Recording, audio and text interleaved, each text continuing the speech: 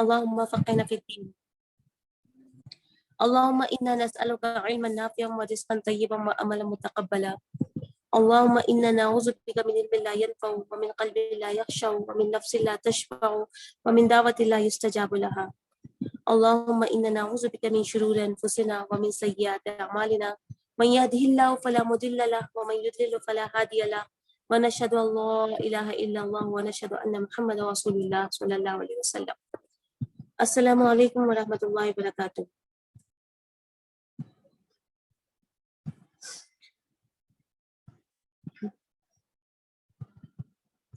اللہ کے رسول صلی اللہ علیہ وسلم کی احادیث مبارکہ کے سلسلے میں جو کتاب ہم نے منتخب کی تھی ریاض الصالحین، اس کا پہلا باب باب الاخلاص و احضار النیہ فی جمیع الاحوال والاقوال والاحوال البارزہ والخفیہ، یعنی اخلاص کا بیان چل رہا تھا. اخلاص خلوص سے بنا ہے اور خلوص سے ہم سب واقف ہیں، اور خلوص کو ہم اور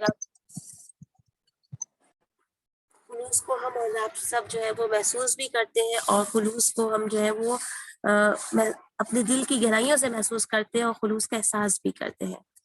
تو یہاں جو باب چل رہا تھا وہ تھا اخلاص کا بیان. ہمارے تمام ظاہری، باطنی، اعمال، اقوال اور ہمارے جتنے بھی عمل ہیں، ہمارے جتنے کام ہیں اور ہماری جتنی باتیں ہیں، ان کی چاہے وہ ظاہری تو ہو یا باطنی ہو، چھپی ہوئی ہو یا ظاہر ہونے والی ہو، ان تمام میں جو ہے وہ اخلاص کی کتنی زیادہ ضرورت ہے، کتنی اہمیت ہے، کتنی امپورٹنس ہے، اس کے تعلق سے جو احادیث اللہ کے رسول صلی اللہ علیہ وسلم کی صحیح احادیث ہے، جس کو کہ امام بخاری، امام مسلم نے نریٹ کیا ہے، انہوں نے اپنی کتاب میں جمع کیا ہے، اس کا بیان جو ہے یہاں اس ریاض الصالحین میں امام نووی رحمۃ اللہ علیہ نے یہاں اس کے اوپر ایک باب قائم کیا ہے، اخلاص کا بیان. اور جیسے کہ ہم پہلے پڑھ چکے ہیں کہ سب سے پہلے امام نووی رحمۃ اللہ علیہ جب بھی کوئی باب قائم کرتے ہیں، کوئی بھی چیپٹر رکھتے ہیں، تو اس میں قرآن کی آیات رکھتے ہیں. لہٰذا شروع میں ہم نے 3 قرآنی آیات کا مطالعہ کیا تھا، اس کے بعد 5 احادیث جو تھی اس پر ہماری ہو چکی تھی. چھٹی حدیث آج ہم شروع کرنے جا رہے ہیں، حدیث نمبر 6 اپنے یہاں شیئر کر رہے ہیں. یہ صرف عربک ٹیکسٹ ہے، اس میں اردو ٹرانسلیشن نہیں ہے. پہلے ہم آپ کو اسی سے انشاءاللہ پڑھائیں گے.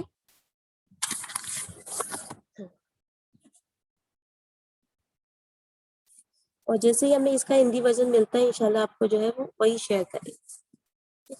یہ حدیث نمبر 6 ہے. عن ابی اسحاق سعد بن ابی وقاص مالک بن احیب بن عبد مناف بن زہری بن کلاب بن مرہ بن کام بن لوئی قرشی زہری احد العشر المشہود لهم بالجنہ قال جاءني رسول الله صلى الله عليه وسلم يعودني عام حجة الوداع من وجه اشتد به فقلت يا رسول الله إني قد بلغ بي من الوجه ما ترى. اسکرین شیئر ہو رہی ہے نا سب کو؟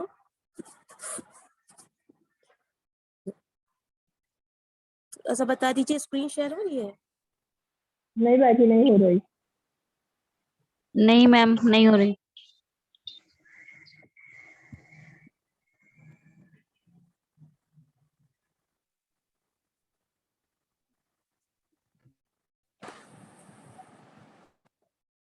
اسکرین شیئر ہو رہی تھی؟ اب ہو رہی ہے میم. ٹھیک ہے. تو حضرت ابو اسحاق سعد بن ابی وقاص، یعنی ابو اسحاق جن کا نام سعد بن ابی وقاص رضی اللہ عنہ ہے، اور جو مالک ابن احیب بن عبد مناف، یعنی یہ ان کا شجرہ نسب، جیسے کہ ہم نے بتایا تھا ان کا پورا سعد ابن ابی وقاص ہے، اور ان کے والد کون ہے؟ یہ مالک ابن انس، سعد ابن ابی وقاص، مالک ابن احیب بن عبد مناف، یہ سب ان کے والد، دادا، پردادا، اور پھر ان کے اوپر جو ان کے پروج ہیں ان کے نام جو ہے یہاں بیان کیے گئے ہیں. یعنی مالک کے والد احیب، احیب کے والد عبد مناف، عبد مناف کے والد زہرہ، زہرہ کے والد کلاب، اور کلاب کے والد مرہ، مرہ کے والد کعب، اور کعب کے والد لوئی قرشی زہری. ٹھیک ہے. یہ لوئی پہ جا کے ان کا سعد بن ابی وقاص کا نسب جو ہے یہاں اینڈ کیا ہے، ختم ہوا ہے، اور بتا رہے کہ احد العشرۃ المشہود، کہ یہ ان لوگوں میں سے، یعنی عشرہ مبشرہ میں سے، یہ ان لوگوں میں سے، ان 10 لوگوں میں سے ہے جن کو کہ جنت کی خوشخبری سنائی گئی.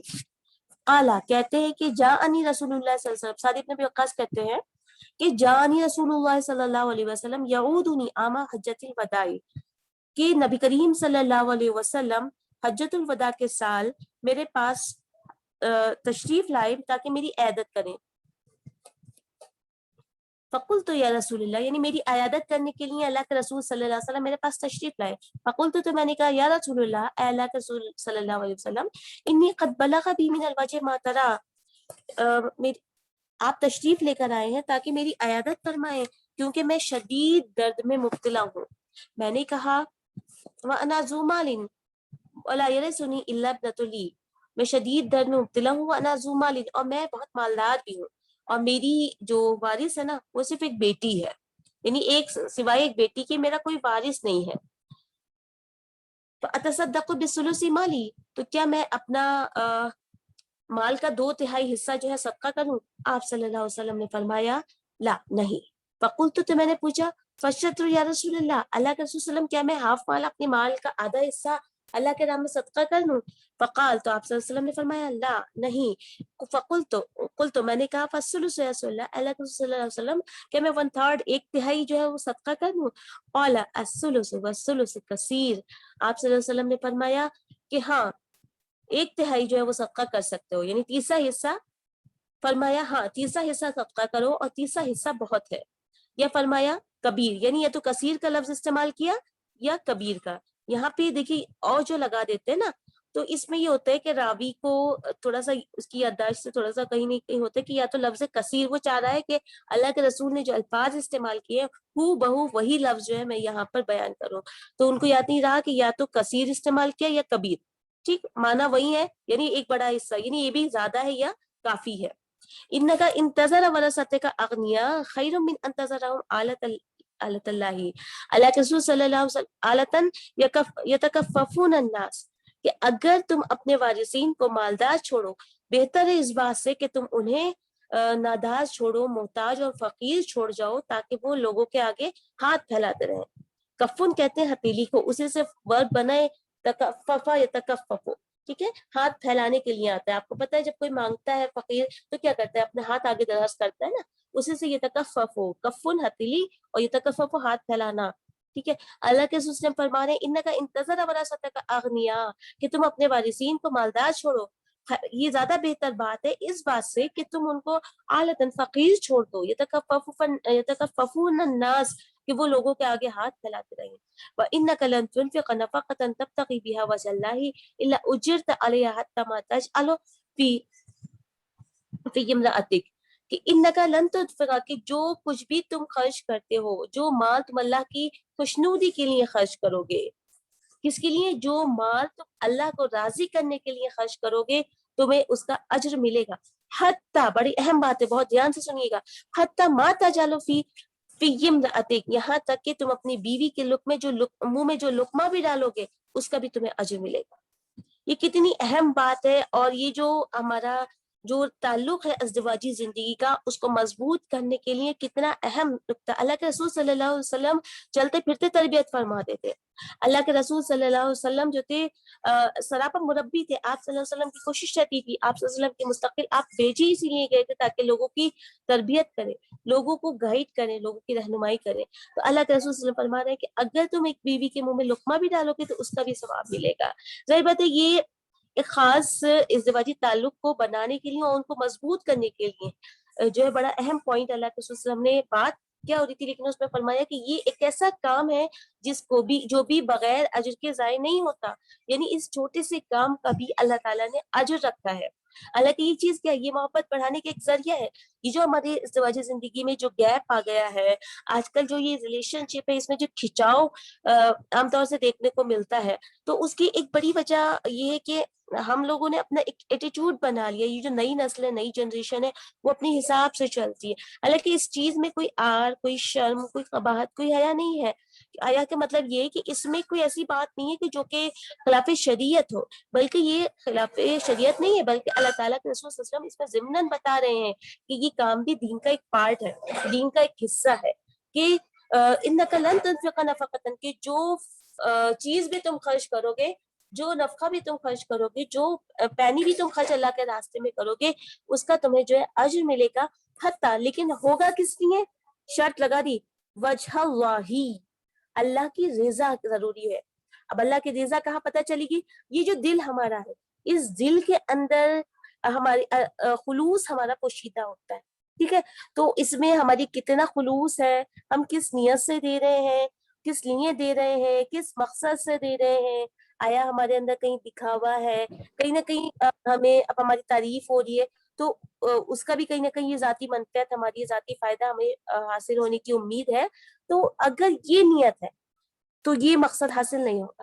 اجر کب ملے گا؟ جب وجہ اللہ ہی ہوگا, جب وہ اللہ کی خوشنودی کے لیے خرچ کیا گیا ہوگا تو اس پہ اجر ملے گا. حتی ما تجل فی فی, یہ ناطق یہاں تک کہ تو اپنی بیوی کے منہ میں جو لقمہ بھی ڈالو گے تو اس کا بھی تم جو ہے وہ اجر ملے گا. قال فقلت یا رسول اللہ صلی اللہ علیہ وسلم. اسکرین شیئر ہو رہی ہے آپ لوگ کو؟ کچھ لوگوں کو پرابلم آ رہی ہے, ان کو شیئر نہیں ہو رہی ہے. نہیں ہو رہی میم. نہیں ہو رہی ہے. اچھا اچھا,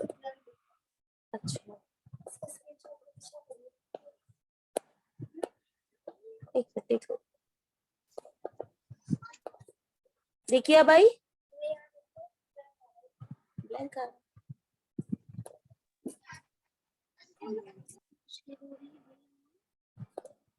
جی شیئر ہو رہی ہے اب؟ نہیں, صرف آپ کا بلیک وہ آ رہا ہے بیک گراؤنڈ, اس کے علاوہ کچھ نہیں شو ہو رہا ہے. ٹھیک ٹھیک اوکے.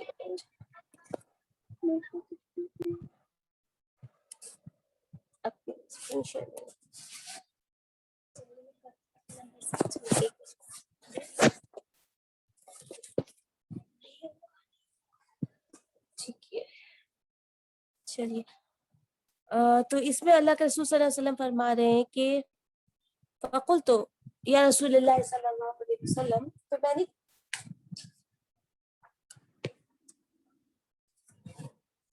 تو میں نے کہا اے اللہ کے رسول صلی اللہ علیہ وسلم, میں تو اپنے ساتھیوں کے چلے جانے کے بعد پیچھے رہ جاؤں گا, میں اپنے ساتھیوں کے چلے جانے کے بعد پیچھے رہ جاؤں گا.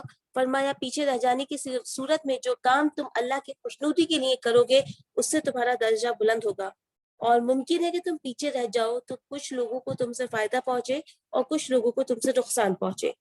ٹھیک, یعنی کچھ لوگ اگر تم پیچھے رہ جاؤ گے, جہاد میں شریک نہیں ہو پاؤ گے, غزوے میں شریک نہیں ہو پاؤ گے, یہ اپنی بیماری کی وجہ سے غزوے میں شریک نہیں ہو سکتے تھے.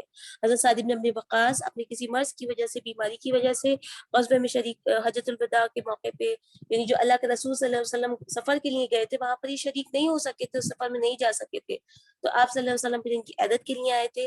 تو اللہ کے رسول صلی اللہ علیہ وسلم سے پھر یہ انہوں نے کہا تھا کہ میں پیچھے رہ جاؤں گا. تو آپ صلی اللہ علیہ وسلم نے فرمایا تھا کہ میں جو ہوں اگر تم پیچھے بھی رہ جاؤ گے تو اس کے بعد تم جو کچھ بھی کرو گے, جو کام بھی کرو گے, تو پیچھے رہنے سے تم میں سے کچھ لوگوں کو فائدہ پہنچے گا اور کچھ لوگوں کو جو ہے تم سے نقصان پہنچے گا.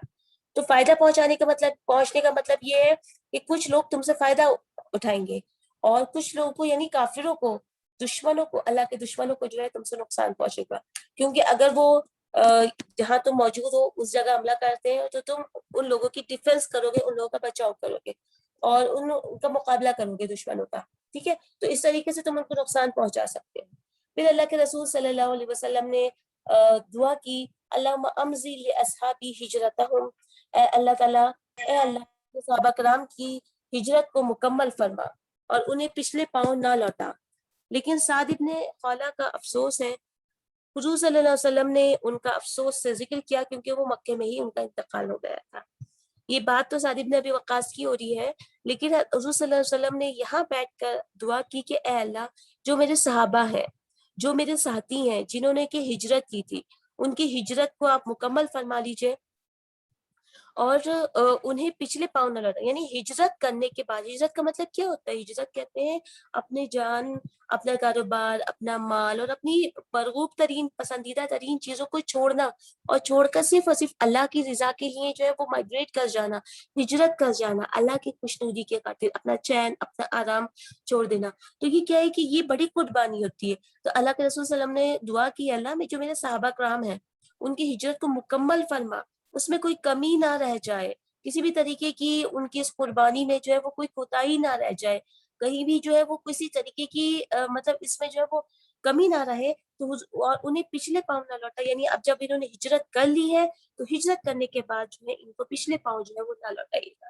یعنی اب یہ واپس نہ چلے جائے. انہوں نے جس خلوص نیت سے جو ہے وہ ہجرت کی ہے تو اس میں جو ہے اب یہ واپس نہ پلٹیں، یہ پلٹ نہ جائیں، یہ مطلب یہ کہ ٹرن نہ کر جائیں اور واپس وہی نہ چلے جائیں جس گمراہی سے نکل کر یہ آئے تھے. ٹھیک ہے. لیکن چونکہ سعد بن خولہ جو تھے وہ ہجرت نہیں کر سکے تھے کیونکہ وہ مکہ میں ہی ان کا انتقال ہو گیا تھا، اس لیے اللہ کے رسول صلی اللہ علیہ وسلم نے اس وقت بیٹھ کر یہاں پر جو ہے افسوس کا اظہار کیا ان کے لیے کہ مجھے سعد بن خولہ پر جو ہے وہ افسوس ہے کیونکہ ان کا انتقال ہو چکا تھا، مکہ میں ہی فوت ہو گئے تھے. ٹھیک ہے. اور یہ حدیث جو ہے آپ دیکھ رہے ہیں کہ یہاں متفق علیہ لکھا ہوا ہے. ٹھیک ہے. تو یہ متفق علیہ کا مطلب ہے کہ وہ حدیث جس کو کہ بخاری اور مسلم دونوں نے جو ہے وہ نقل کیا ہے. اچھا چونکہ اسکرین شیئر نہیں ہوئی تھی تو بیچ میں ایک چیز اور ہم نے آپ کو دکھائی تھی اس وقت، یہاں دیکھیے گا اوپر کبیر اور کثیر کا لفظ استعمال ہوا ہے. یہاں دیکھیے اتنا شو کیجیے، یہ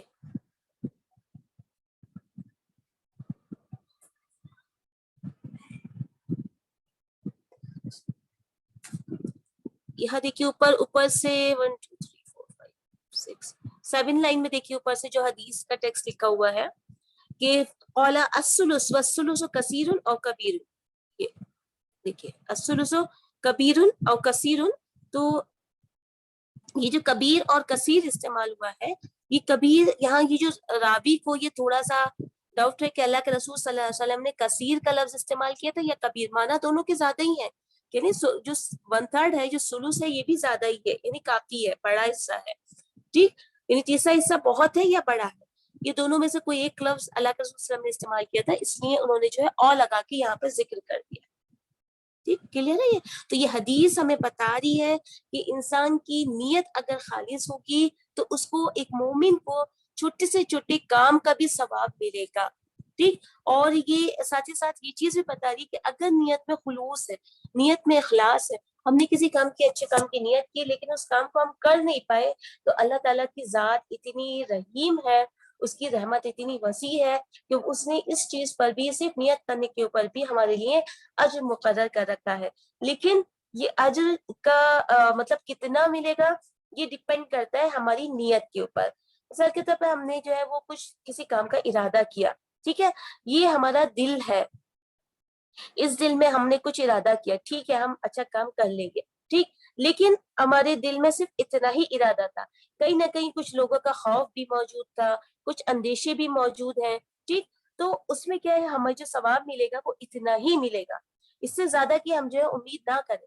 ٹھیک. اور اگر ہمارا دل ہم نے جو خلوص ہمارا ساتھ ہے، ہماری جو نیت ہے، تو وہ اگر پوری خلوص سے بھرے ہوئے دل سے ہم نے نیت کی ہے تو ہمیں اللہ تعالیٰ کی ذات سے امید ہے کہ اللہ تعالیٰ ہمیں جو ہے اتنا ہی ثواب عطا فرمائیں گے.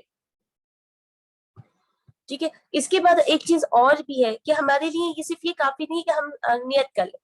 جیسے ہم بہت سے کاموں میں ہم کیا دیتے نہیں، ہم نے تو نیت کی تھی، میرا ارادہ تھا لیکن میں کر نہیں پائی تھی، کہ اس نیت میں کہیں نہ کہیں ہماری کچھ نہ کچھ اگر عام لفظوں میں بولے ملاوٹ ہو جاتی ہے. جب ملاوٹ ہو جاتی ہے تو گڑبڑ جو ہے وہ شروع ہو جاتی ہے. اگر نیت خالص ہے اور بالکل خالص ہے، اور ظاہر بات ہے خلوص کو جانچنے کا پیمانہ آپ کے میرے پاس نہیں ہے، خلوص کو جانچنے کا جو پیمانہ ہے وہ اللہ تعالیٰ کی ذات کے پاس ہے، اللہ تعالیٰ کے پاس ہے. ٹھیک ہے. تو جب اللہ تعالیٰ کے پاس ہے ایک پیمانہ، اللہ ہی جانتے ہیں، تو پھر اللہ تعالیٰ ہی اس کے اوپر اجر دیں گے. اب اللہ تعالیٰ جب ہماری نیت ہے کسی کام کو کرنے کی اور ہم نہیں کر پائے تو پھر یقین جانیے کہ اللہ تعالیٰ جب تک وہ کام ہوتا رہے گا تب تک ہمیں جو ہے اس کا ثواب، ہم اس کام میں شریک ثواب رہیں گے، یعنی ثواب میں ہم شریک رہیں گے، اس کے اجر اللہ تعالیٰ ہمارے لیے ہمارے مقدر میں کرتا رہے گا. اور یہ آپ دیکھیے کہ یہ اس طریقے سے ہوتا ہے کہ کبھی کبھی کچھ کام ایسے ہوتے ہیں کہ کسی نیک کام میں، کسی نیک پروگرام میں ہم شرکت کرنے کا ارادہ کرتے ہیں، لیکن کچھ ایسی مجبوریاں وقتی طور پہ آ جاتی ہیں کہ ہم اس کو اٹینڈ نہیں کر پاتے یا اس میں شریک نہیں ہو پاتے. تو جب تک وہ پروگرام چلتا رہتا ہے ہمارا دل بڑا ململاتا رہتا ہے، بڑا افسوس کرتا رہتا ہے اور بڑا ہمیں تعصب رہتا ہے. تو یہ وجہ ہوتی ہے ہمارے خلوص کی، کہ ہمارا خلوص زیادہ ہوتا ہے اتنا زیادہ ہمیں اس کا افسوس اور تعصب ہوتا ہے. ٹھیک ہے. تو اس کے مطابق ہی اللہ تعالیٰ جو ہے انشاءاللہ اجر عطا فرمائیں گے اور اللہ تعالیٰ اس کے مطابق ہی انشاءاللہ تعالیٰ ہمیں اجر دیں گے. ٹھیک ہے. تو یہ حدیث ہمیں بہت سی چیزیں جو ہے وہ بتاتی ہے، بہت سے پوائنٹس بتاتی ہے، اور ساتھ ہی ساتھ ازدواجی زندگی کو خوشگوار کرنے کا بڑا اہم نقطہ اللہ کے رسول صلی اللہ علیہ وسلم نے فرمایا ہے۔ اور اس میں یہ چیز بھی سمجھ لیجیے کہ یہ صرف یہ کہ مخاطب حضرت سعد بن ابی وقاص سے اس نے کہا، اس کو جو ہے آپ اس کو پلٹ بھی لیجیے کہ اگر اپنے اس کا مطلب نہیں کہ بیوی اگر اپنے شوہر کو کھلائے گی تو اس کو اجر نہیں ملے گا، نہیں، اگر بھی کھلائے گی تو اس کو اللہ تعالیٰ کی ذات سے امید ہے کہ اللہ تعالیٰ اس پر بھی جو ہے وہ اجر مرتب کرے گی انشاءاللہ۔ نیکسٹ حدیث کرتے ہیں، وہ حضرت ابو ہریرہ رضی اللہ عنہ سے مروی ہے، عن ابی ہریرہ عبد الرحمن بن سعد رضی اللہ تعالی عنہ قال قال رسول الله صلى الله عليه وسلم ان الله لا ينظر الى اجسامكم ولا الى صوركم ولكن ينظر الى قلوبكم رواه مسلم۔ حضرت ابو ہریرہ رضی اللہ عنہ سے مروی ہے، فرماتے ہیں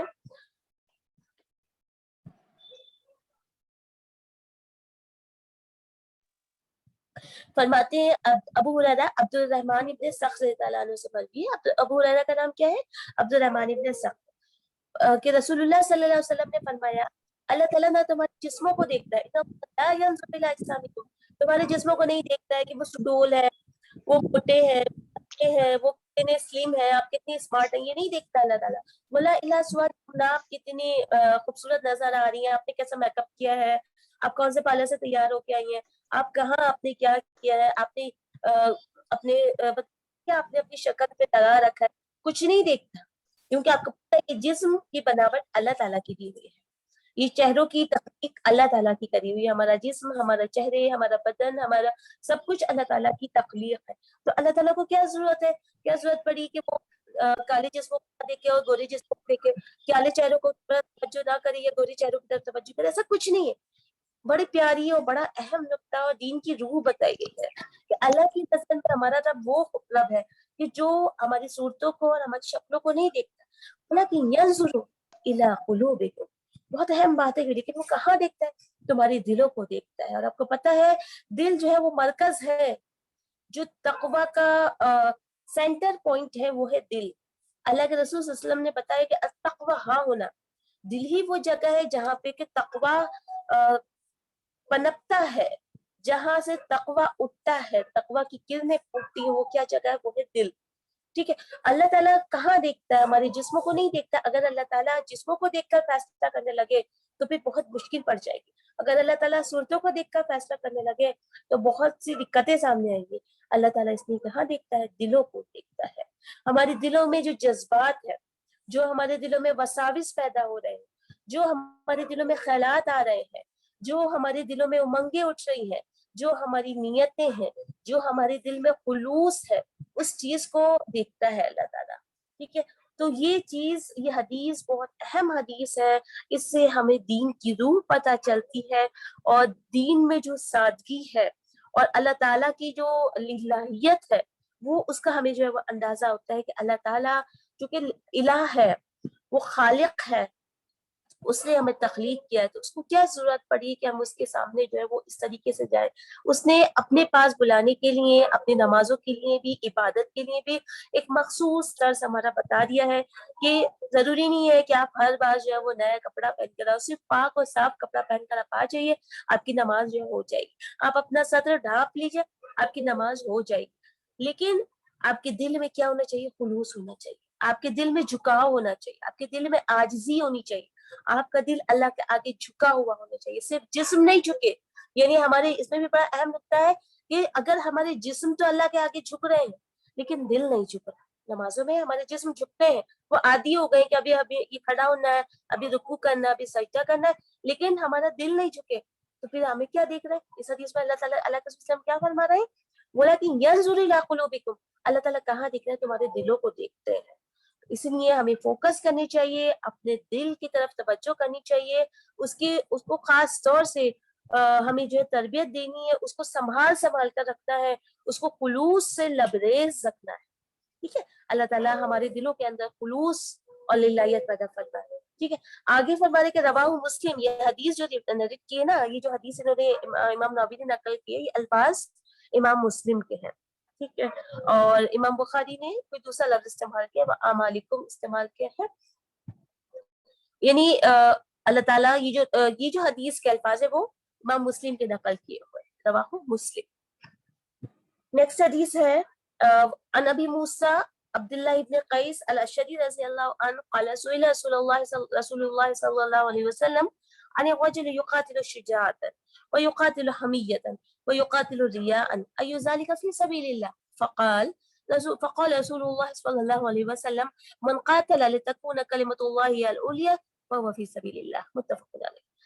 अबू मूसा अब्दुल्लाह इब्न क़ैस अशरी, जिनको के हम अबू मूसा अशरी के नाम से जानते हैं ताला अन्हु, उनसे मरवी है, फरमाते हैं कि सुइला रसूलुल्लाह सल्लल्लाहु अलैहि वसल्लम, अल्लाह के रसूल सल्लल्लाहु अलैहि वसल्लम से सवाल किया गया, पूछा गया। ये देखिए साहबा कराम का अंदाज है कि साहबा कराम दीन को सीखने के लिए सवालात करते थे। ठीक है, तो हमें भी क्या करना है, सवाल, और हमें पता है सवाल निस्फुल इल्म, सवाल जो है वो आधा इल्म होता है। आधा इल्म ठीक है उस्ताद दे देता है, लेकिन आधा इल्म जो है वो सवाल होता है। इसलिए बिल्कुल सुमुमुकुम बन के जो है हमें क्लास अटेंड नहीं करनी कोई, बल्कि सवाल करनी चाहिए। सवाल करने से क्या होता है कि एक तो ये कि टीचर भी बहुत अलर्ट रहकर पढ़ाता है, दूसरा ये कि इससे अपना भी जहन जो है बहुत खुलता है, इल्म में वसअत पैदा होती है, इल्म में गहराई और गिराई पैदा होती है सवाल करने से। तो साहबा कराम ने अल्लाह के रसूल से सवाल किया, तो यहाँ किसने सवाल किया ये जिक्र नहीं किया गया, बल्कि यहाँ फेले मजहूल इस्तेमाल किया गया। सुइला रसूलुल्लाह सल्लल्लाहु अलैहि वसल्लम, अल्लाह के रसूल सल्लल्लाहु अलैहि वसल्लम से पूछा गया कि अन रजुल, उस शख्स के बारे में युक़ातिलु शुजाअतन, कि जो बहादुरी के लिए लड़ता है, कि जो बहादुरी की दिखाने के लिए, अपनी शुजाअत दिखाने के लिए लड़ाई करता है, जंग करता है। और एक शख्स वो है युक़ातिलु हमियतन, कि एक शख्स वो है जो कि बहादुरी दिखाने के लिए लड़ाई करता है। एक शख्स वो है जो खानदानी गैरत के लिए, खानदानी गैरत बहुत होती है जिसको कहते हैं नाक बहुत ऊंची होती है, तो खानदानी गैरत के लिए कत्ल करता है, लड़ाई करता है। वो युक़ातिलु रियाअन, एक शख्स वो है जो कि दिखावे के लिए लड़ाई करता है, जंग करता है। लड़ाई से मुराद आपसी लड़ाई नहीं है बल्कि जंग है। ठीक है, क़ातल युक़ातिलु बाहमी जंग करने के लिए आता है। अय्यु ज़ालिका फ़ी सबीलिल्लाह, इसमें से कौन सा अल्लाह के रास्ते में हो। तीन ऑप्शन रखे गए। एक उस शख्स के बारे में सवाल किया गया जो बहादुरी दिखाने के लिए कि लोग मुझे बहादुर कहें, मुझे नाम का एजाज मिले, मेरे मरने के बाद मुझे याद रखे। ये भी मकसद होता है ना फौज में शरीक होने का या जंगों में शरीक होने का। ठीक है, कि मुझे याद रखा जाए, बहादुरों की फहरिस्त में मेरा नाम लिखा जाए। तो अल्लाह के रसूल से पूछा गया कि एक शख्स जो है वो बहादुरी के लिए लड़ाई लड़ता है, एक शख्स जो है वो जंग करता है, और एक शख्स जो है खानदानी गैरत के लिए, हमियत के लिए, इसने मुझे यूं क्यों कह दिया, अब तो मैं इसका जो है वो खात्मा कर दूंगा। इस शख्स के लिए, ऐसे के लिए भी जंगें होती थी, क्योंकि जमाने जाहिलियत में इन सब कामों के लिए जंगें हुआ करती थी। इन सब के इन्हीं मकासद के लिए जंगें हुआ करती थी, और बड़ी लंबी लंबी सिलसिलावार जंगें चला करती थी। तो कहा गया वयुक़ातिलु हमियतन, एक शख्स वो है जो कि गैरत के लिए जंग करता है। जैसे कि आजकल भी हम लोग की क्या होता है, मुसलमानों का में भी ये सब चीजें हैं कि अगर किसी ने खानदान को बुरा कह दिया तो लोग खानदान के लिए जो है वो लड़ने मरने मारने के लिए तैयार होते हैं। और जहाँ पर जो है वो तालीम की कमी है उसमें जो है वो तो खानदान के खानदान खत्म कर देते हैं इसको। तो ये छोटा पैमाना है, जबकि जाहिलियत के जमाने में यानी इस्लाम से पहले जो था ये बड़े पैमाने पे जंगा हुआ करती थी, और बहुत ज्यादा इसमें लंबे अरसे तक यानी नस्ल दर नस्ल इन जंगों का सिलसिला चलता था। तो पूछा गया कि वयुक़ातिलु हमियतन, शख्स के बारे में जो कि गैरत के लिए जंग करता है, गैरत के इजहार के लिए लड़ता है। वयुक़ातिलु रियान, और एक शख्स वो है जो कि दिखावे के लिए जंग करता है। अय्यु ज़ालिका फ़ी सबीलिल्लाह, इसमें से कौन सा शख्स है जो अल्लाह के रास्ते में जंग करता है, यानी इसकी जंग जो है वो फ़ी सबीलिल्लाह काउंट होगी। यानी कौन सी जंग इसमें से शुमार होगी, आया के दिखावे वाली, आया हमियत वाली, या शुजाअत वाली। जी, तो जाहिर है इसका जवाब आप खुद ही देख सकते हैं, जैसे कि सवाल आया है कि वतन के नाम पे जंग जो है भी शामिल होगी। आप खुद इसका जवाब अल्लाह के रसूल की हदीस से खुद ही बता सकते हैं। आगे इसका जवाब अल्लाह के रसूल खुद ही दे रहे हैं। फ़क़ाल रसूलुल्लाह सल्लल्लाहु अलैहि वसल्लम मन क़ातल लितकून कलिमतुल्लाहि अल-उलिया फ़हुव फ़ी सबीलिल्लाह, अल्लाह के रास्ते में जंग कौन सी होगी, वो शख्स जो उसके लिए लड़ता है कि अल्लाह का कलमा, अल्लाह का दीन बुलंद हो, अल्लाह के दीन की सरबुलंदी के लिए जंग करता है, उसी की जंग अल्लाह के रास्ते में होती है। तो उम्मीद है कि इस अल्लाह के रसूल के जवाब से आपका जवाब, आपके सवाल का जवाब मिल गया होगा कि जो शख्स, सिर्फ जिस शख्स का मकसद क्या हो, अल्लाह के रास्ते में जंग, अल्लाह के दीन की सरबुलंदी के लिए जंग, जो अल्लाह का कलमा बुलंद करने के लिए अपनी जान की कुर्बानी दे रहा हो, वही जंग जो है वो अल्लाह के रास्ते में जंग शुमार होती है। वही शहादत जो है वो असल में शहादत है, اور اس شہادت میں بھی یاد رکھیے کہ خلوص کا ہونا ضروری ہے. اگر اس شہادت کے اندر بھی خلوص نہ ہو, مثلاً ایک بندہ ہے وہ جنگ میں شریک ہو گیا, اور وہ جو جنگ ہو رہی ہے اس میں مطلب مجاہدین ہیں اور اللہ کے راستے میں, یعنی کہ وہ اللہ کے راستے میں جنگ ہو رہی ہے, لیکن اس کی نیت میں کہیں کھوٹ آ گئی, وہ قتل ہو گیا جنگ, اور اس کی نیت میں کھوٹ آ گئی کہ لوگ مجھے مرنے کے بعد جو ہے وہ شہید کے نام سے جانے. تو کیا ہو گیا, اب اس کا مرنا جو ہے یہاں پر وہ شہادت کے اس بلند مرتبے تک اس کو نہیں پہنچا سکے گا جس کے بارے میں خوشخبری دی گئی ہے کہ شہداء کا محل جو ہے وہ ایک مخصوص محل اللہ تعالیٰ نے جنت میں تیار کر رکھا. ٹھیک ہے, تو من قاتل لتکون کلمۃ اللہ ہی العلیٰ فہی فی سبیل اللہ, جو اس لیے جنگ کرتا ہے تاکہ اللہ کا کلمہ سربلند ہو. اللہ کا کلمہ کیا ہے؟ اسلام. اسلام کی سربلندی کے لیے, اسلام کو سربلند کرنے کے لیے جنگ کرتا ہے. اسلام کی سربلندی کیا ہے؟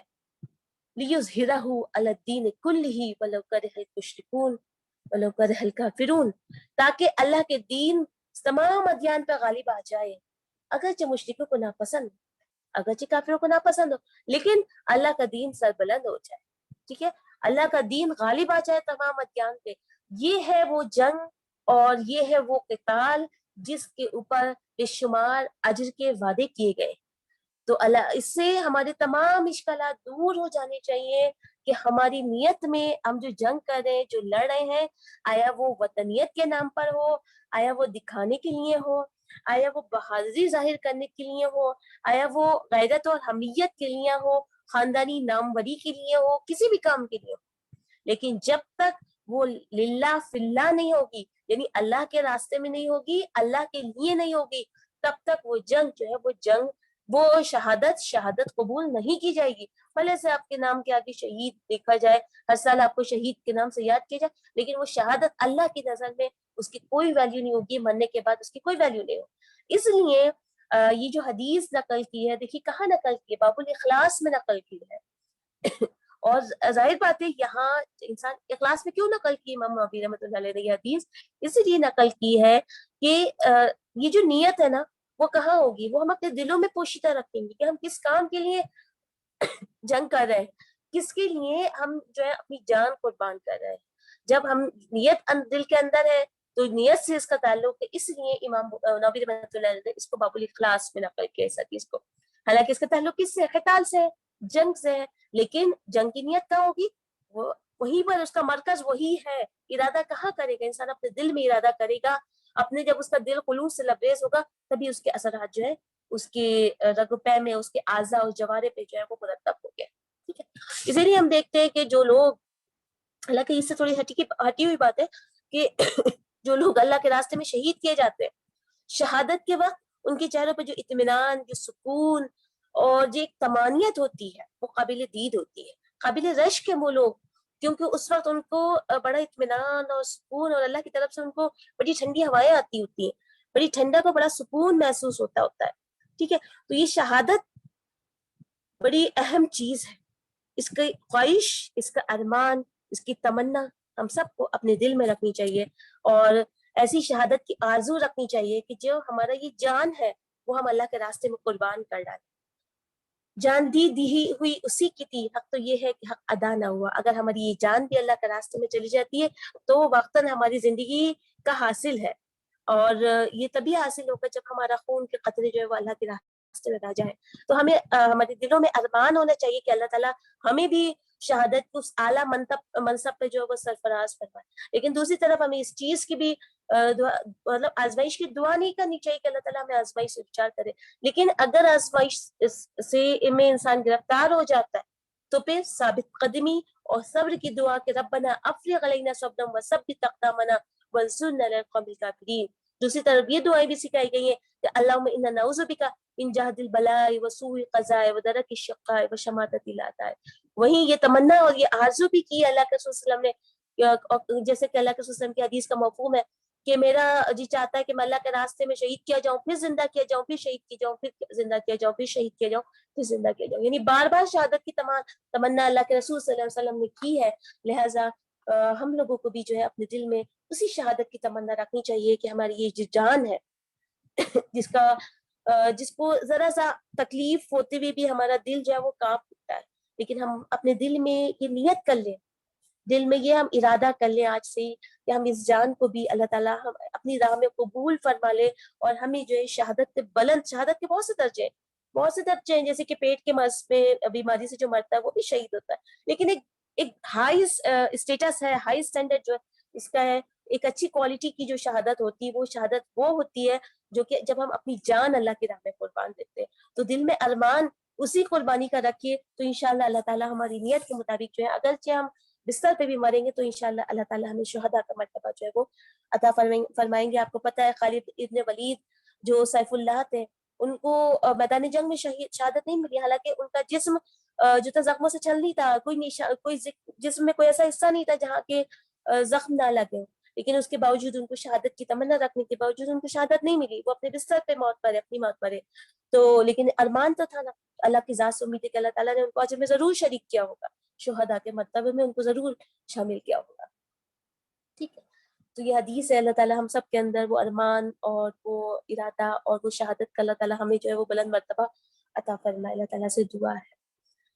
نیکسٹ حدیث ہے حدیث نمبر 9، عن ابی بکرۃ نفیع بن الحارث الثقفی رضی اللہ عنہ ان النبی صلی اللہ علیہ وسلم قال اذا التقى المسلمان بسيفهما فالقاتل والمقتول في النار قلت يا رسول الله هذا القاتل فما بال المقتول قال انه كان حريصا على قتل صاحبه متفق علیہ۔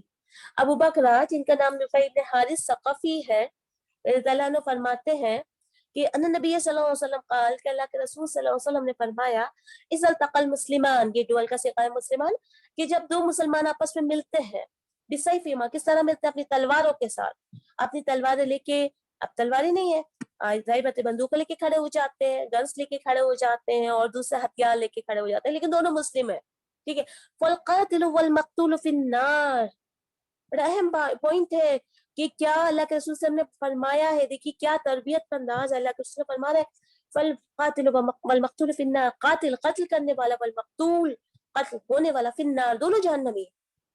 صرف یہی نہیں فرما رہے کہ قتل کرنے والا جس نے قتل کیا ہے وہ جہنمی ہے، یہی نہیں کہہ رہے کہ جو قتل، بلکہ فرما رہے ہیں جو قتل ہوا ہے وہ بھی دوزخ میں جائے گا۔ قلت یا رسول اللہ، فوراً صحابہ کے اندر سوال اٹھتا تھا، پوچھتے ہیں کہ یا رسول اللہ کے رسول اللہ، حضرت قاتل ٹھیک ہے، قاتل کا معاملہ تو ہماری سمجھ میں آ رہا ہے، ٹھیک ہے اس نے قتل کیا ہے، فما بال المقتول، لیکن مقتول کا کیا معاملہ ہے، مقتول کے لیے یہ حکم کیسے ہو جائے گا کہ وہ جہنم میں چلا جائے گا؟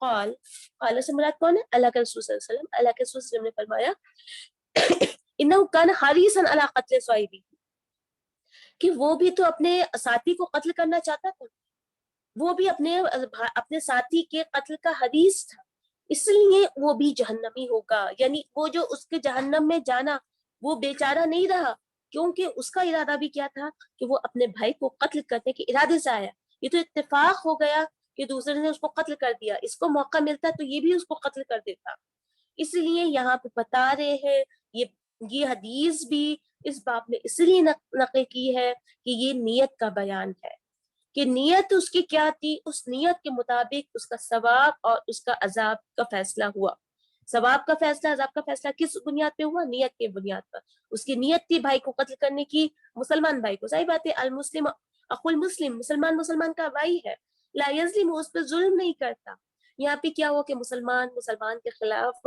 تلوار لے کر نکل آئے، ہتھیار لے کر نکل آئے، تو اس میں جو ہے وہ دونوں جو ہے وہ جہنمی ہو گئے، ایک نے دوسرے کو مار ڈالا، دونوں جہنمی۔ یہ تو وہ اسلام ہے جو اس بات کی تاکید کرتا ہے کسی بھی دھاردار چیز سے، نوکدار چیز سے جو ہے اپنے بھائی کی طرف، کسی انسان کی طرف اشارہ نہ کرو۔ اللہ کے رسول صلی اللہ علیہ وسلم کا تربیت کا تو یہ انداز تھا کہ آپ صلی اللہ علیہ وسلم نے جو تیر ہوتے تھے، تیر لے کر اگر مساجد سے راستے سے کوئی گزر رہے ہوتے تھے تو آپ نے تربیت اس طرح کی کہ ان کے جو تھے وہ جو نوکیلا حصہ ہوتا تھا اس کو کہتے تھے کہ اس کو ڈھانپ لو، اس کو بند کر لو، بند کرنے کا یا اس کو کور کرنے کا حکم دیا تاکہ کسی جو وہ نقصان نہیں پہنچا سکے۔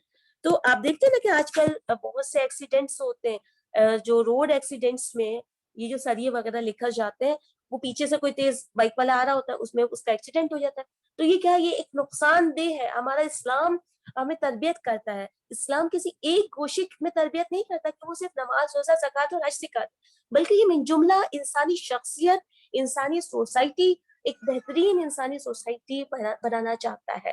اس لیے اگر کوئی ایسی چیزیں لے کر جا رہے ہیں آپ روڈ پر تو ضروری ہے کہ اس کو اوپر سے کور کر لیں تاکہ کسی کو وہ نقصان نہ پہنچا سکے.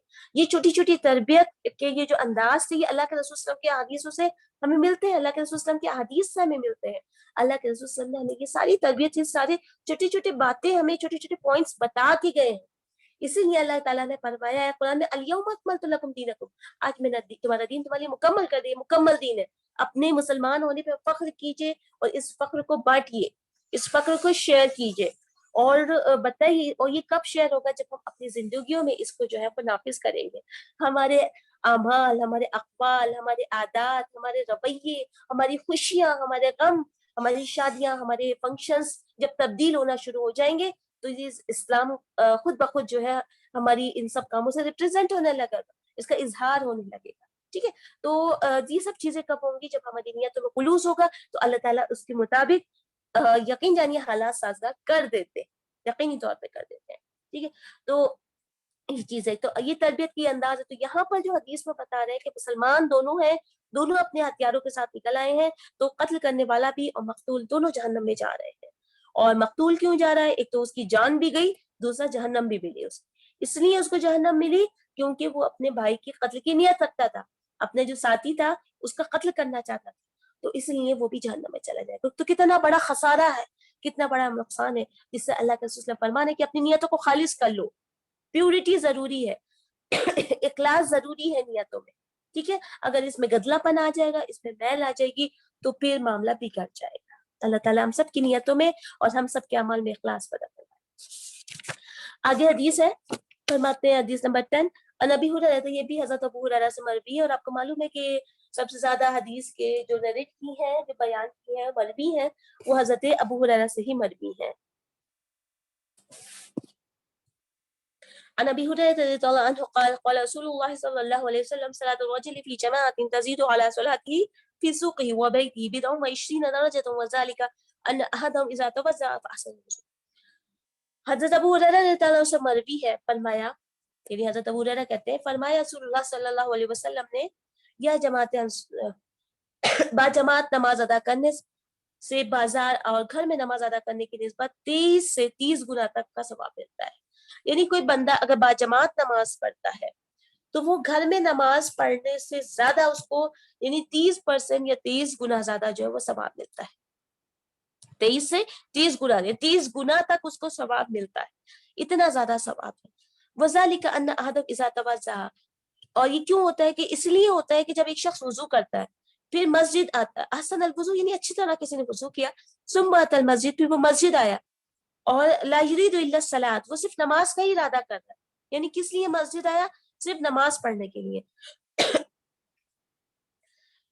تو ثم اتى المسجد لا يريد الا الصلاۃ لا ينهزه الا الصلاۃ ولا لم يخطو خطوة الا رفع له بها درجة, کہ مسجد کی طرف جو قدم بھی وہ اٹھاتا ہے اس سے اس کا ایک درجہ بلند کر دیا جاتا ہے اور اس کا ایک گناہ معاف کر دیا جاتا ہے, یہاں تک کہ وہ مسجد میں پہنچ جاتا ہے. اور جب وہ مسجد میں داخل ہوتا ہے, وَإِذَا دَخَلَ الْمَسْجِدَ, جب وہ مسجد میں داخل ہوتا ہے, كَانَ فِي الصَّلَاةِ, تو جب وہ مسجد میں داخل ہوتا ہے تو جب تک نماز کے انتظار میں رہتا ہے نماز ہی میں شمار ہوتا ہے, یعنی نماز ہی کاؤنٹ ہوتا رہتا ہے جب تک کہ وہ نماز کے انتظار میں بیٹھا رہتا ہے. یعنی اگر پہلے پہنچ گیا ہے تو جتنی دیر وہ نماز کا انتظار کرے گا وہ نماز میں ہی کاؤنٹ ہوگا, نماز میں ہی اس کا حساب جو ہے وہ اس کا اجر لکھا جائے گا.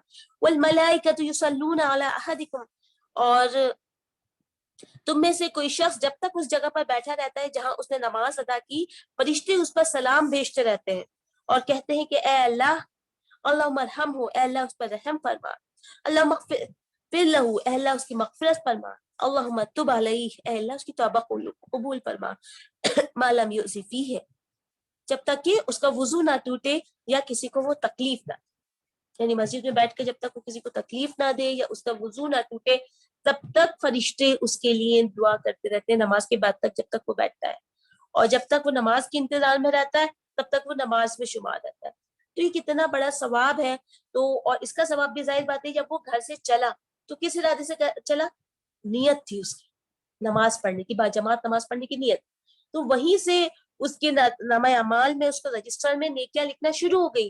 ٹھیک ہے، اور جب وہ نیکیاں لکھنا شروع ہو گئی اس کے نامہ اعمال میں، تو جب تک وہ وہاں تک رات نماز پڑھ لی تب تک نیکیاں لکھی جاتی رہیں. اور جب تک وہ مسجد میں داخل ہوا، نماز کے انتظار میں بیٹھا رہا، نمازی میں شمار رہا، اور پھر وہ نماز کے بعد بھی بیٹھا رہا، تو مزید اس کو ایسا اللہ کا کرم یہ حاصل ہوا کہ اللہ کی طرف سے جو فرشتے ہیں وہ فرشتے اس کے لیے دعائیں مغفرت، دعائیں رحمت اور اس کی توبہ کے لیے دعائیں کرتے رہتے ہیں. ٹھیک ہے، لیکن شرط اس کے ساتھ یہ ہے کہ اس کا وضو نہ ٹوٹے جب تک وہ باوضو رہے، اور جب تک وہ اس میں کسی کو تکلیف نہ دے. متفق علیہ، یہ بھی متفق علیہ حدیث ہے، یعنی اس کو بھی بخاری اور مسلم نے روایت کیا. اچھا آگے ہے حاضر لفظ مسلم، یہ مسلم کا لفظ ہے، یعنی جو حدیث اوپر بیان کی وہ مسلم کے. وقولہ صلی اللہ علیہ وسلم ینہزہ ہوا بفتح الیاء والہاء وبالزاء ای یخرجہ وینہزہ، یعنی یہ الفاظ مسلم کے ہیں، اور ینہزہ کے معنی ہے اٹھاتا ہے، نکالتا ہے. اس کے معنی یہاں پہ جو ہے وہ ایکسپلین کیے.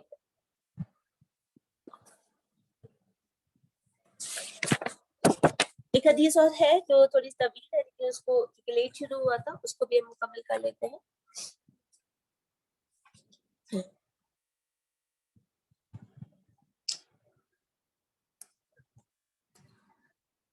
عن ابی العباس عبداللہ ابن عباس ابن عبد المطلب رضی اللہ تعالی عنہما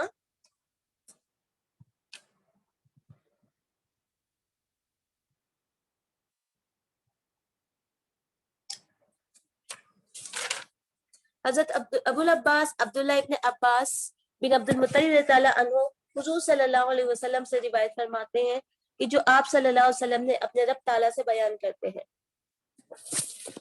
حضرت ابو العباس عبداللہ ابن عباس بن عبد المطلب رضی اللہ عنہ رسول اللہ صلی اللہ علیہ وسلم سے انہوں نے روایت فرمایا جو آپ صلی اللہ علیہ وسلم نے اپنے رب تعالیٰ کی طرف سے بیان کرتے ہیں کہ بے شک اللہ تعالیٰ نے نیکیوں اور برائیوں کو لکھ دیا ہے. یہ حدیث جس میں کہ اللہ تعالیٰ کے رسول صلی اللہ علیہ وسلم اللہ تعالیٰ کی بات بیان کرتے ہیں، اس حدیث کو کیا کہتے ہیں بتائیے ذرا.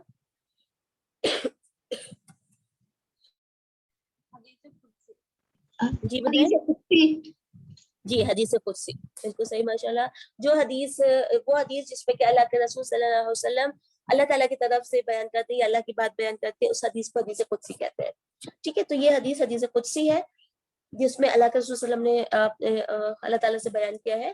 کیا فرماتے ہیں؟ ان اللہ کتب الحسنات والسیئات، اللہ تعالیٰ نے نیکیاں اور برائیاں کیا کر دی؟ لکھ دی.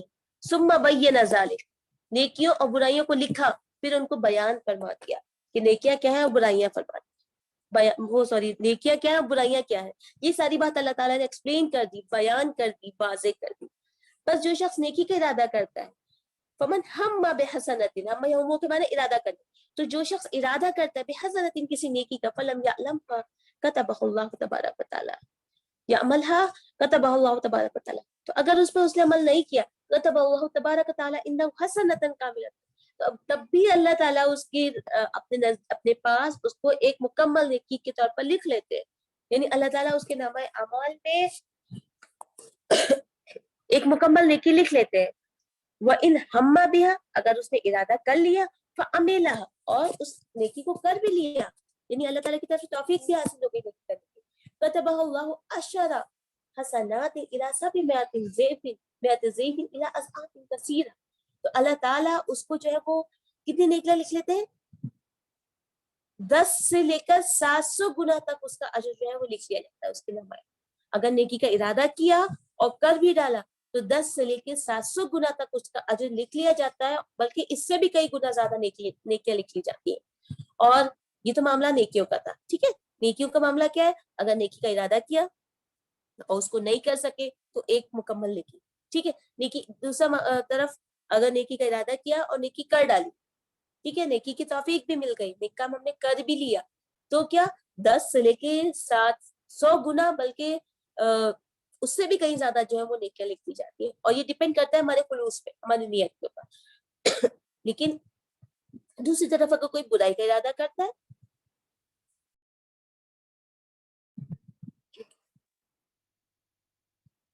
دوسری طرف اگر کوئی جو ہے برائی کا ارادہ کرے اور اس پر عمل بھی کر لے، تو پھر اللہ تعالیٰ اس کے نامہ اعمال میں صرف ایک برائی دیتا ہے. برائی کا ارادہ کیا، اس پر عمل نہ کیا، تو اللہ تعالیٰ اس کے نامہ اعمال میں ایک مکمل یعنی برائی کا ارادہ کیا, عمل نہیں کیا, تب بھی ایک نیکی لکھ لی. ارادہ تو تھا نا, نیت تو تھی, لیکن اس کے باوجود اللہ کی رحیمی دیکھیے, اللہ کی رحمت دیکھیے, پھر وہ ایک نیکی لکھ دیتا ہے کہ اس نے اپنی برائی نہیں کی.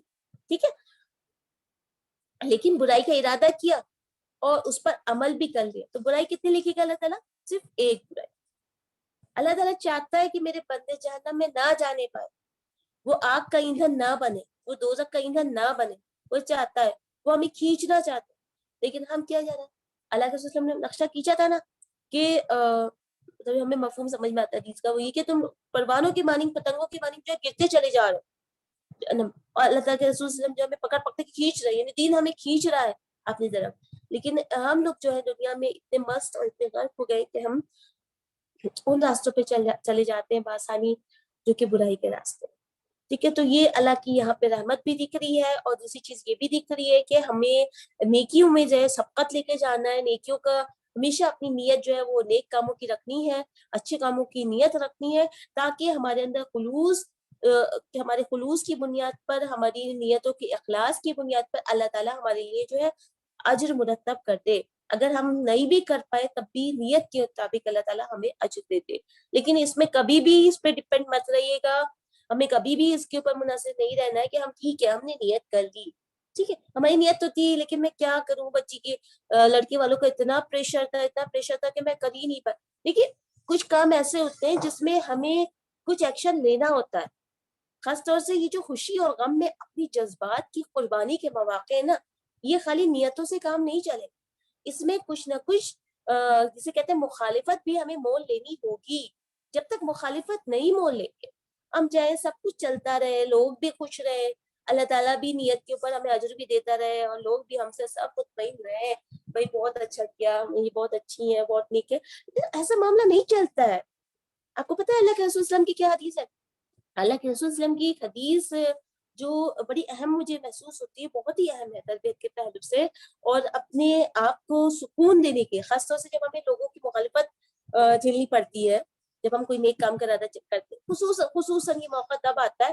ایک ہوتا ہے کہ عبادت کا معاملہ, وہ تو ہم کر لیتے ہیں چھپ چھپا کے, لیکن جب ہم سوشلی کوئی کام کرنے کھڑے ہوتے ہیں نا, جس کا تعلق سماج سے ہوتا ہے, سوسائٹی سے ہوتا ہے, خاندان سے ہوتا ہے, تو اس میں ہمیں خاندان والے جو چھوٹ رہے ہوتے ہیں, جو کٹ رہے ہوتے ہیں کہ یہاں بھائی ناراض ہو گئے یا بہن ناراض ہو گئی, تو یہ نہیں کیا, نہیں کیا, تو اس معاملے میں اللہ کے وسلم کی ایک حدیث کو ہمیشہ یاد رکھیے گا, مفہوم ہے حدیث کا, کہ جو اللہ کو خوش کرنے کے لیے بندوں کی ناراضگی مول لیتا ہے, اللہ بھی خوش ہوتا ہے, لوگوں کو بھی خوش کر دیتا ہے.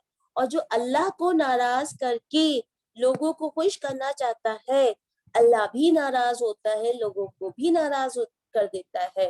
آپ کو معلوم ہونا چاہیے, آپ تجربہ کر کے دیکھ لیجیے گا کہ جو لوگ بہت لین دین کرتے ہیں, خاص طور سے فنکشنز کے موقع پہ, اور ایسے فنکشنز کے موقع پر جس کو اللہ کے رسول صلی اللہ علیہ وسلم نے آسان بنایا ہے, اللہ تعالیٰ نے آسان بنایا ہے, اس میں بہت لمبی چوڑی لین دین کرتے ہیں, ان کے رشتے بہت زیادہ, بہت مضبوطی سے, بہت اچھے سے نہیں چلتے, اور جن کو بہت کچھ دیا ہوتا ہے وہی کچھ دن بعد بولنے لگتے ہیں. ٹھیک ہے, تو یہ آج کل ہماری سوسائٹی کا حال ہے, عام حال. ٹھیک ہے, تو اس کی وجہ کیا ہے؟ اس کی وجہ یہ ہے اللہ کی ناراضگی. ہم نے اللہ کو ناراض کیا, اللہ کی رضا کی اہمیت ہمارے دل سے کم ہو گئی.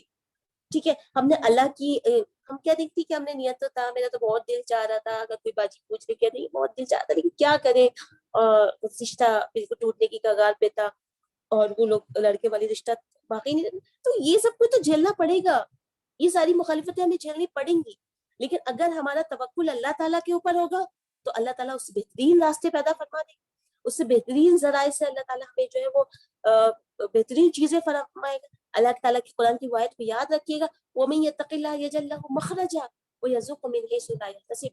جو اللہ کا تقوی اختیار کرتا ہے, اللہ سے ڈرتے ہوئے زندگی گزارتا ہے, تو اللہ تعالیٰ يَجْعَل لَّهُ مَخْرَجًا, اس کے لیے نکلنے کے راستہ پیدا فرماتا ہے. وَيَرْزُقْهُ مِنْ حَيْثُ لَا يَحْتَسِبُ, اس کو ایسی جگہ سے رزق دیتا ہے جہاں سے وہ امیجن بھی نہیں کر سکتا, خیال بھی نہیں کر سکتا, گمان بھی نہیں کر سکتا, جہاں وہ تصور بھی نہیں کر سکتا. تو اس چیز کو ہمیشہ ذہن میں رکھیے. انشاءاللہ عملی طور پر اپنے آپ کو مضبوط کرنے کے لیے, سیلف کانفیڈنس کے لیے, یہ بڑی اہم حدیث مجھے لگتی ہے جو اللہ کے رسول صلی اللہ علیہ وسلم کی, جس کا مفہوم میں نے ابھی آپ کو بتایا, الفاظ مجھے ایگزیکٹلی یاد نہیں ہے, لیکن مفہوم اس کے یہی نکلتا ہے کہ ہمیں خوشنودی کس کی حاصل کرنا ہے, اللہ تعالیٰ کی خوشنودی حاصل کرنا ہے. ٹھیک ہے, اللہ کی خوشنودی, اللہ کی محبت کو سب سے اوپر, हस्बैंड हो, पेरेंट्स हो, देखिए अदब के दायरे से बाहर नहीं निकलना है. हम नहीं कह रहे कि उनसे जो है मिसबिहेव करे, नहीं, अदब के दायरे में रहकर हमें जो है काम करना है, लेकिन अल्लाह को किसी हाल में नाराज नहीं करना है. ठीक है, और ये चीज हमें कैसे बैलेंस कायम करना है, ये चीज इंशाल्लाह मुताले की वजह से आपको पैदा हो जाएगी. देखिए दीन में फ्लेक्सिबिलिटी भी है, उसका भी फायदा हासिल करना है, लेकिन फ्लेक्सिबिलिटी दीन में जो शायर है, शायर मतलब वो चीजें जो दीन की पहचान है.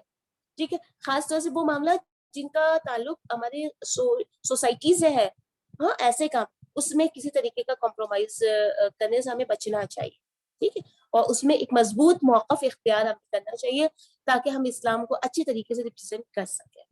तो इस डिपेंड करेगा ये भी हमारी नियतों के ऊपर. हम नियतें करें कि हम अपने फंक्शंस इस तरह करेंगे सिर्फ और सिर्फ अल्लाह की रज़ा के लिए, हम इस तरह इसमें सादगी लेकर आएंगे. हम इसी पैसे को जो हम यहाँ खर्च करते हैं अपने अरमानों पे, अपनी तमन्नाओं पे, अपनी आरज़ुओं पे खर्च करेंगे, यही पैसा हम सेव करके जो हमने इसके लिए निकाला है हम अल्लाह के रास्ते में खर्च करेंगे. तो देखिए अल्लाह ताला कितना रिवॉर्ड देंगे, कितना बदला, कितना अजर आपको देंगे इंशाअल्लाह ताला. अल्लाह ताला हमें नेक अमल करने की तौफीक अता फरमाए और हमसे अल्लाह ताला वो काम ले ले जो उसको पसंद है, और अल्लाह ताला हमें ऐसे लोगों की सोबत अता फरमाए जिनसे वो मोहब्बत अता फरमाता है. अल्लाह ताला हम सब की नियतों में और हम सब के अमल में इखलास और लिल्लाहियत पैदा फरमाए. आज की ये आखिरी हदीस थोड़ी सी लंबी, इंशाल्लाह इसको नेक्स्ट सैटरडे करेंगे. किसी का कोई क्वेश्चन है तो आपको मालूम कर सकते हैं. कोई परेशानी हो रही हो क्लास करने में, तब भी आप अपनी परेशानी बता सकते हैं ताकि हम उसको जो है आसानी से हल कर सकें, थोड़ी और सहूलत लेकर आए.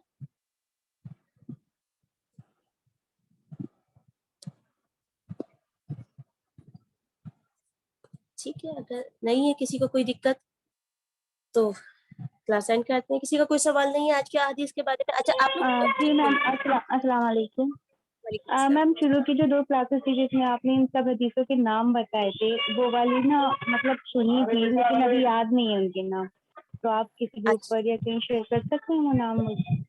जैसे अभी एक हदीस से आई थी जो अल्लाह ताला से इंशाल्लाह मैं उसका लिंक आपको शेयर करती हूँ. ठीक है, जज़ाकल्लाह खैर. अच्छा आप लोग कुछ कहना चाहेंगी इस अहादीस के बारे में जो अभी तक हमने पढ़ी है? इससे आप लोग को क्या मिला, क्या लेसन मिलता है? अस्सलाम वालेकुम. वालेकुम अस्सलाम. मैं ये पूछना चाह रही थी, जैसे हम इखलास के लिए मतलब कोई भी अमल करते हैं खालिस अल्लाह के लिए, तो हम उसमें वो भी मतलब इन्वॉल्व कर लेते हैं, जैसे कोई दुनियावी फायदा भी हमारा, जैसे मान लीजिए कोई भी हिजाब कर रहे हैं तो उसमें ये भी हम देखते हैं कि मतलब थोड़ा सा एलिगेंट हो हमारा हिजाब, थोड़ा सा मतलब सुटेबल हो सोसाइटी के रिस्पेक्ट में. तो इसमें अगर इस टाइप की इंटेंशन हो या कोई दुनियावी इंटेंशन को लेकर हम ये भी नियत कर लें कि अलग के लिए पहन रहे हैं, और हम ये भी नियत कर लें कि एक इमेज भी हमारी बनी रहे, तो इस रिस्पेक्ट में क्या हमारा जो सवाब है वो कम हो जाएगा? क्या हम अल्लाह ताला की खुशनुदी के लिए कम कर रहे हैं वो अमल? ठीक है, मैं आपकी बात समझ गई. यानी ये कि जैसे सोसाइटी भी शामिल है, जो आजकल के स्टैंडर्ड है वो भी लेके चलना है और हिजाब भी करना है. ठीक है, इसमें दोनों में बैलेंस कैसे बनाए? तो देखिए नियत तो आपकी ये है कि हम हिजाब करें, लेकिन जाहिर बात है कि आपको उसके हिसाब से भी चलना है. तो रियाकारी की अगर आपकी नियत ना हो, अगर हमारी नियत रियाकारी दिखावे की नहीं है, तो वो चीज भी कि अल्लाह जमील युहिब्बुल जमाल, अल्लाह ताला खूबसूरत है, खूबसूरती को पसंद फरमाता है. तो एक भद्दापन और भोनापन भी अल्लाह ताला को पसंद नहीं. ठीक है, कि हम जो है बिल्कुल ऑड नजर आए या कुछ, ये चीज भी पसंद नहीं. लेकिन ये भी नहीं है कि उसमें अब हमें खुद ये अपने दिल से हमें फैसला लेना होगा, क्योंकि अल्लाह के वसल्लम की वो हदीस भी हमें सामने रखनी है कि अल इस्म माहा का फीसद देख वो करे नास, और कमा क़ाल सल्लल्लाहु अलैहि वसल्लम कि गुनाह वो है जो तेरे दिल में खटक महसूस कर, जो तेरे दिल में खटक पैदा करे और तुझे नापसंद हो इस बात से कि लोग उसको जाने. ठीक, तो इसका फैसला जाहिर है कि हम अपने दिल से कर सकते हैं. तो अगर हम बगैर ये कि इजहार जीनत ना, जो हम हिजाब इख्तियार कर रहे हैं, जो हम कवर कर रहे हैं, उसमें जीनत का इजहार ना हो, मर्दों के लिए अट्रैक्शन ना हो किसी भी तरीके के लिए, किसी बॉयज के लिए, तो फिर जाहिर बात है उसमें अगर आप वो कलर यूज कर रहे हैं तभी कोई दिक्कत नहीं है, लेकिन उसमें अट्रैक्शन नहीं होनी चाहिए. ठीक है, और जाहिर बात है कि अगर वो साफ सुथरा हो और आज के हिसाब से हो اس میں کوئی حرج نہیں ہے, کوئی دقت نہیں ہے, لیکن اظہار زینت اس میں نہیں ہونی چاہیے. کلیئر ہے؟ جزاک اللہ مل گیا آنسر. الحمدللہ. اور کوئی سوال؟ چلے ٹھیک ہے, میٹنگ اینڈ کرتے ہیں. اللہم صلی علی محمد وعلی آل محمد وبارک وسلم. سبحانک اللہم وبحمدک نشہد ان لا الہ الا انت نستغفرک ونتوب الیک. تقبل اللہ منا ومنکم. السلام علیکم ورحمۃ اللہ وبرکاتہ. وعلیکم السلام ورحمۃ اللہ وبرکاتہ. جزاک اللہ خیر.